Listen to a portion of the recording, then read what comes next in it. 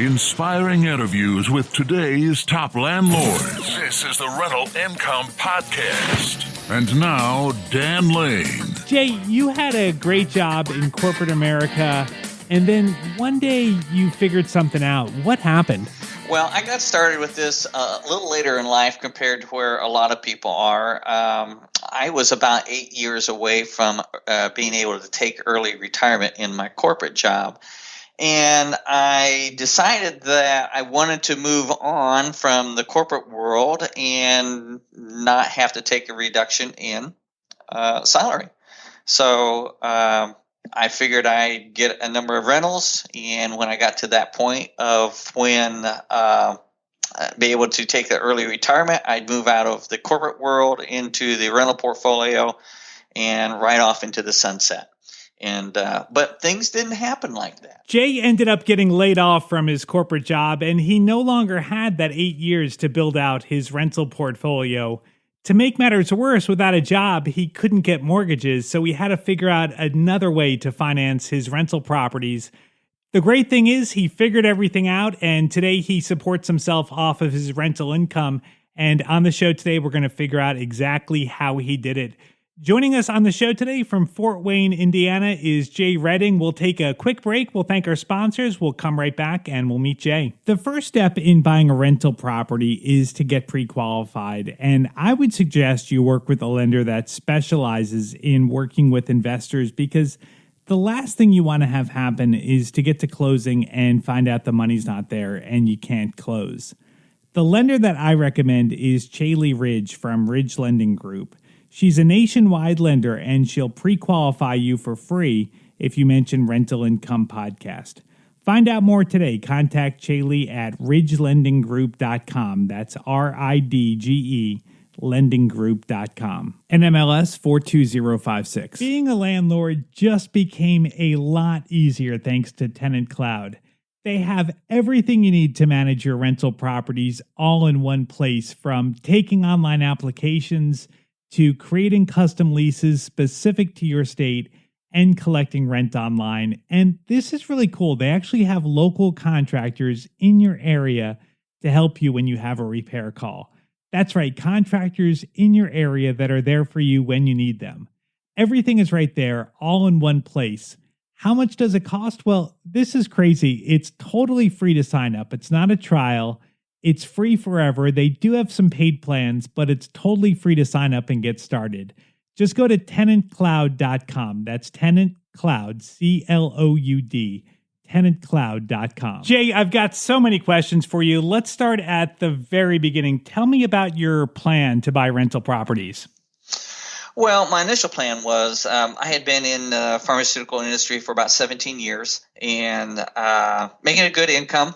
Good job, loved what I was doing, but I was about 8 years away from being able to take early retirement when I really said, what are we going to do after this point? And I started. I've always had an entrepreneurial spirit, and basically, we just started buying some rentals. And I did my first one in 2004, at the end of 2004, and then what happened? About 2016, I think so. Excuse me, that's not right. 2006. End of 2006, 2007, the whole pharmaceutical industry was going through a huge retraction and in workforce, and I got downsized. Is what it was. Okay. So now we were in a situation where, rather than having a portfolio of rentals during that period of time to make that transition, now I'm like a number of years short from being able to get early retirement. And what do I do? And we as a family decided that basically we'd make the adjustment. I wanted to pursue the real estate. I mean, I still remember to this day the evening that I was filling out applications online for other pharmaceutical positions, and I just went up and sat down and talked with my wife, and I said, I'm doing this for the wrong reasons. I'm doing this just strictly for the money. This isn't where my passion's at anymore. And she looked at me and she basically said, all right, so what do you want to do? I said, I want to pursue the real estate. And she said, okay.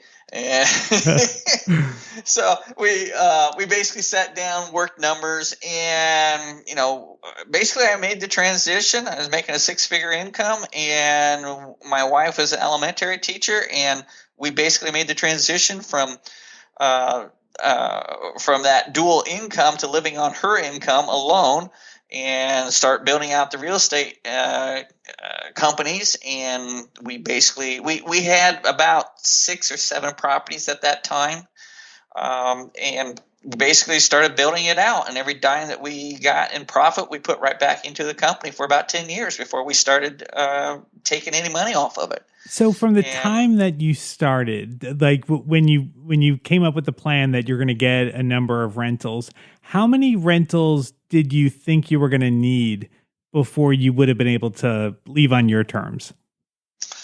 I was basically looking at about 25. I figured we'd have 20, 25 at that ballpark, in that ballpark range, and also have some income coming in from my retirement, et cetera. But obviously when I got downsized and everything, that changed everything, because now I wasn't bankable. Okay. I couldn't get a loan because I didn't have a W-2 job.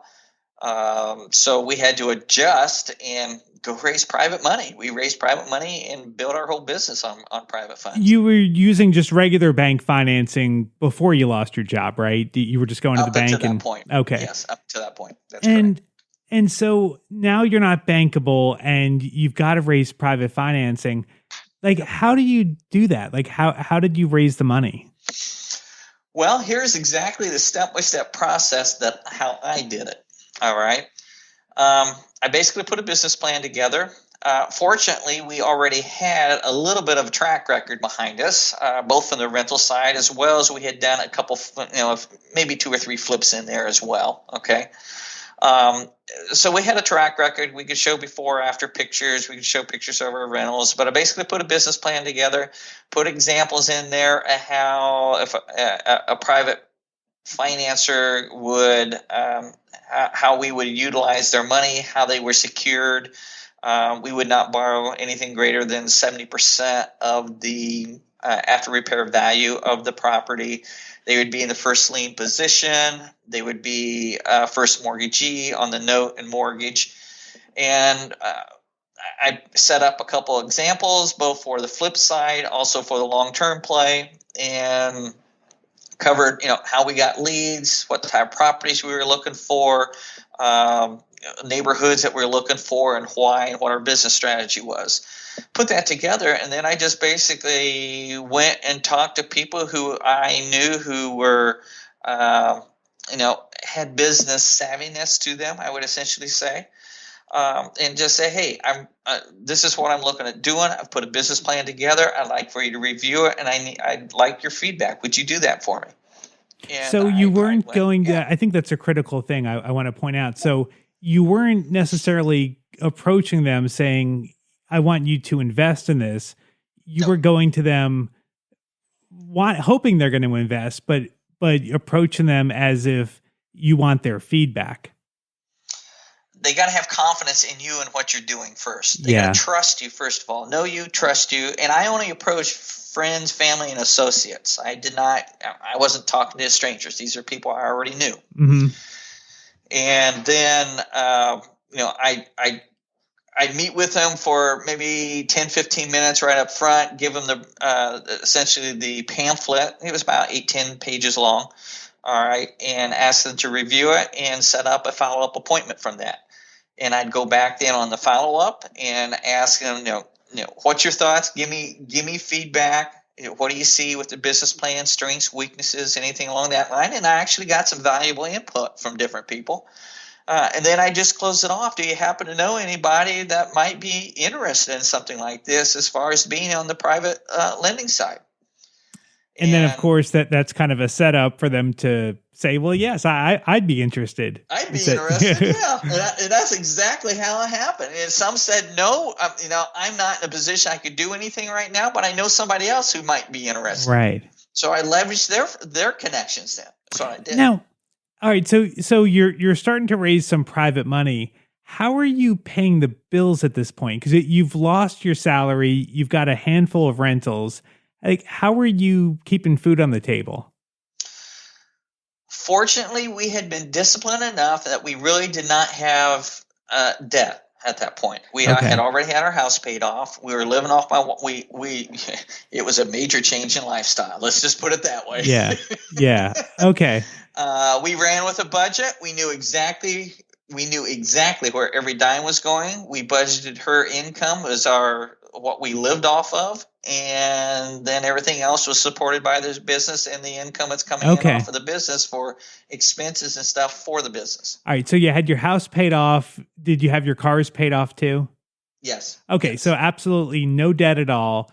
And you're living on your wife's teacher income, which, Yes. I imagine, you said you had a 6-figure job. So did that feel like a major step down in lifestyle?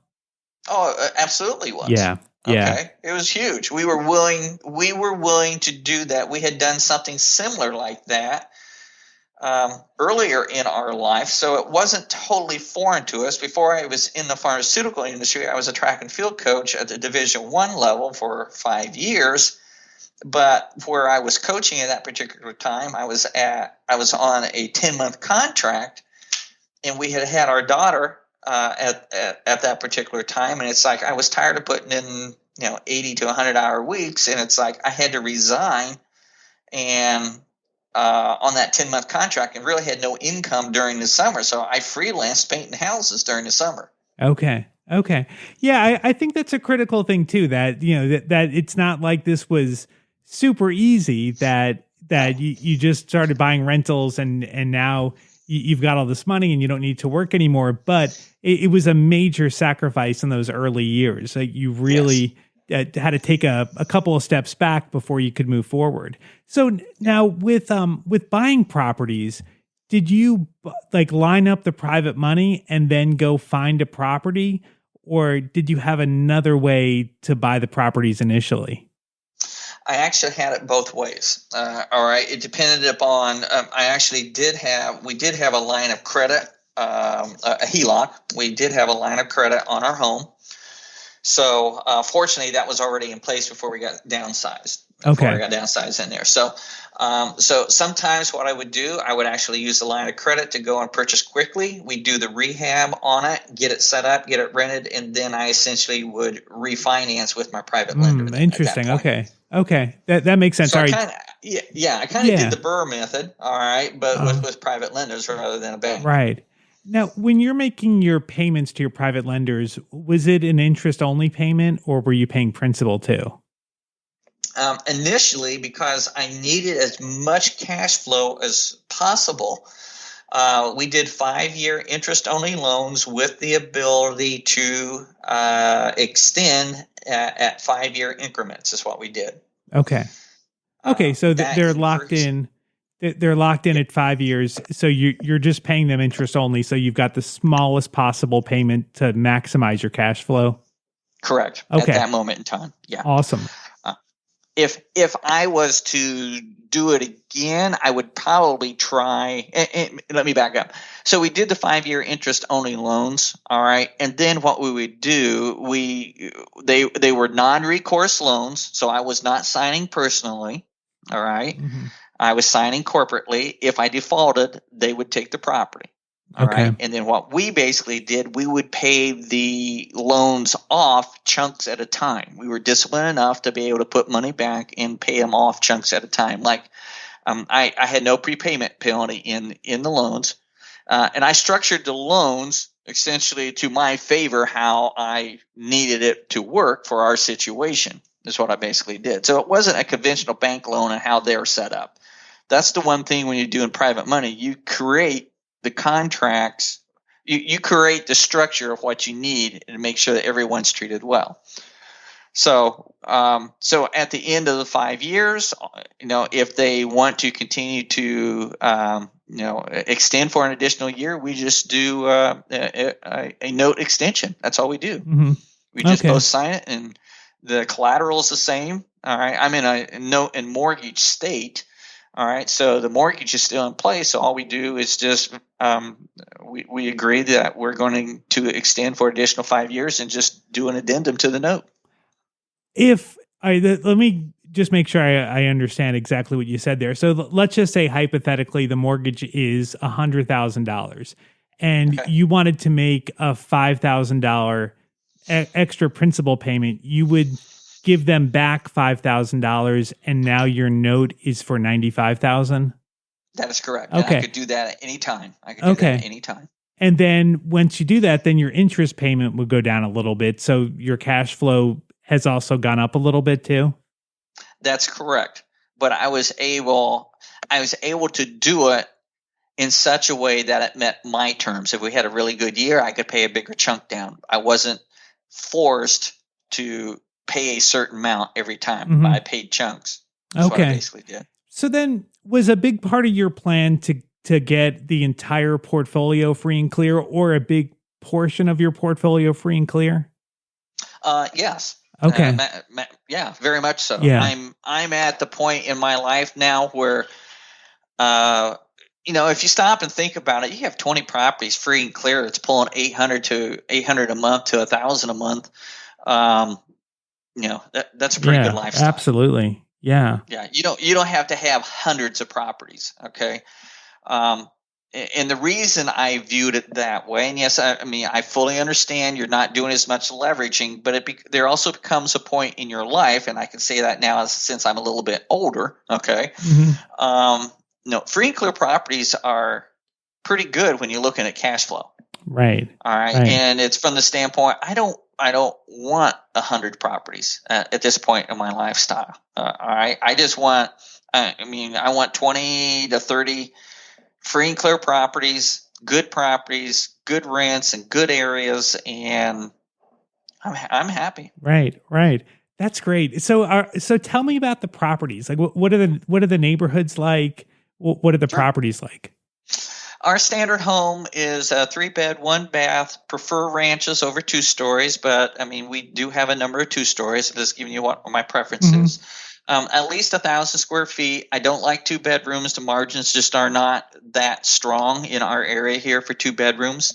In my particular town, we have a shortage of 4 and 5 bedrooms. All right.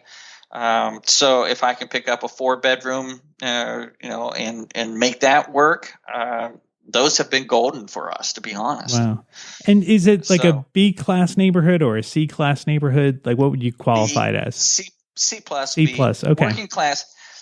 How I describe it is, it's working class neighborhoods. All right, to places where people want to be but don't have to be.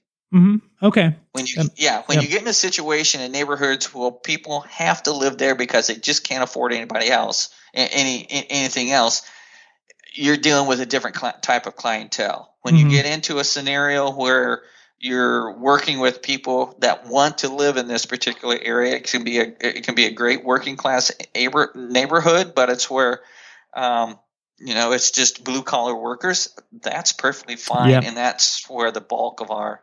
We're not in the upper end at all. Right. We're in middle America neighborhoods is where we're at. Right.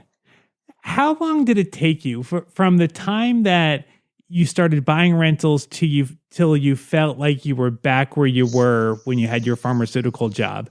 Like, how many years did it take you to get there? We could have done it a little bit earlier. Okay. I retired my wife 3 years ago now. Okay. All right. I went full time in 2007 and basically retired. We live totally off the rental properties now, and also have my son-in-law on board full time. So our portfolio is feeding 2 families, and that happened about 6 years ago. About 10, 12 years. 10 or 12 years to get to the point where you didn't need your wife's income anymore. And now your son-in-law works for you. So does he help you with the management? Yes. Okay. Yeah, we self-manage. We actually self-manage. We have 45 properties right now. Well, actually, we're about to sell one, so it's going to be 44. But we have systems and processes in place. We have protocols. We know exactly the type of client that we're looking for as far as putting into a rental. And even through all this pandemic, we've weathered that very well. We've had good communication that's taken place with our residents, and only probably about 4, maybe 10% have really struggled. So our selection process has worked very well, and we've been able to get assistance to those people who have really been struggling. Mm-hmm. So Now, we have a waiting list of being able to get into our portfolio, into our properties. that's great. Sounds like you're doing things right. We're doing things right. Yeah. I believe we are. Yeah. What did your wife think about the plan? Like back when you told her, "Hey, I don't want to work anymore. I'm going to buy rental properties, and this is going to provide income for us." Did she think you were crazy at that point, or or was she on board? You should probably interview her on that one. No, actually, she was very supportive. I mean, we had gone through a very significant transition earlier in our life. Okay, so it wasn't like we had not done it. So she knew full well we were going to have to batten down the hatches. We both grew up on farms, so we both know how to work. We know how to how do I want to say, pinch a penny. Mm-hmm. Okay, I guess that's the best way to say it, is how to pinch a penny. She's very frugal in that respect, and she was just busy with her career of teaching and everything. And then once she's retired, the interesting thing is now she's got all these questions about what we're doing and everything, and she just wants to understand and know what we're doing, and I get it, but sometimes I get impatient, and I have to be careful of that. Just because it's all set up and automatic, we don't have to think about it, and it's like, I have to remember, she's like starting brand new on this. Right, so. That's true. So has it been smooth? Like, have there been any rough patches where maybe you had a bunch of vacancies all at the same time, or major repairs? Have there been rough times, or has it been pretty smooth over the years? Well, there's always, it's critically important that you have adequate reserves set back. Your most vulnerable time when you're starting out is when you only have 1 or 2 or 3 properties. Yep. And the reason being is because most people don't have enough reserves to take a hit if something comes. All right. Yeah. Our corporate structure, we have about 10 to 15 properties in each one of our holding companies. And then our management company that we own also, which is what is out to the world. Okay. Each one of those holding companies, we have significant funds that we have just set aside. From the very get-go, and that's why we didn't take anything out of the company initially for the first number of years, because we were building up our reserves at the same time.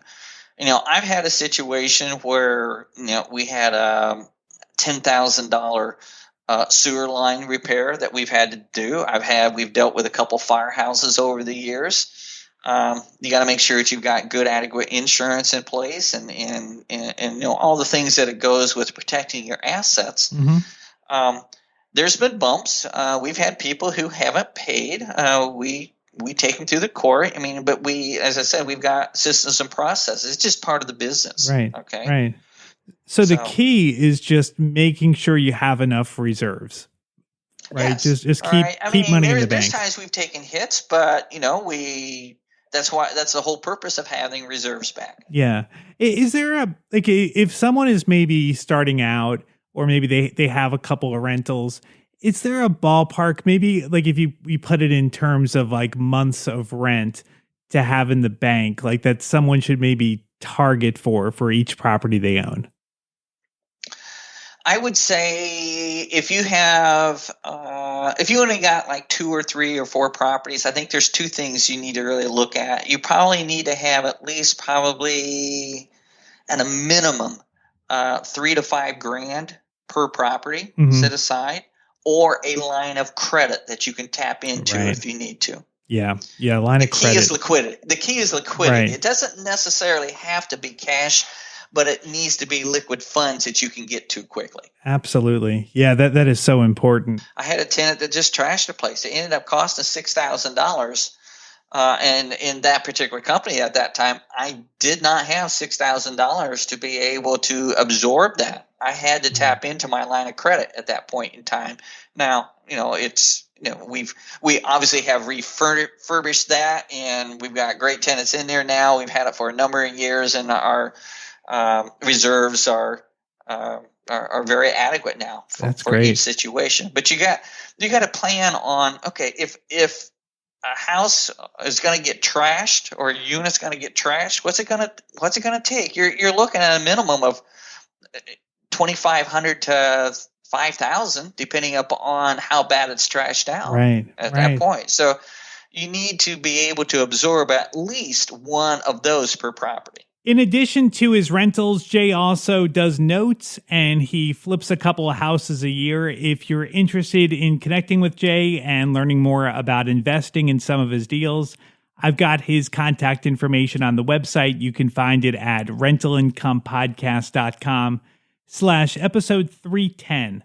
I'd like to thank today's sponsors for making this episode possible. I'd like to thank Chaley Ridge from Ridge Lending Group. If Jay inspired you and you're ready to buy your first rental or you want to add to your portfolio, the lender that I recommend is Chaley Ridge. She's a nationwide lender and she specializes in helping investors buy rental properties. She has a ton of different loan programs, and if you want to find out more or set up a time to talk to Chaley, just go to ridgelendinggroup.com. That's ridgelendinggroup.com. NMLS 42056. I'd also like to thank Tenant Cloud for sponsoring today's episode. If you're looking for online leases, online applications, or you want to set it up so your tenants can pay online through ACH payments, just go to tenantcloud.com. That's Tenant Cloud, CLOUD, tenantcloud.com. Thank you so much for listening to today's podcast. Make sure you either subscribe or follow the podcast, depending on what platform you're listening on. We put out new interviews every single Tuesday, and if you subscribe or follow, you'll be notified as soon as the shows come out. My name is Dan Lane, and this has been the Rental Income Podcast.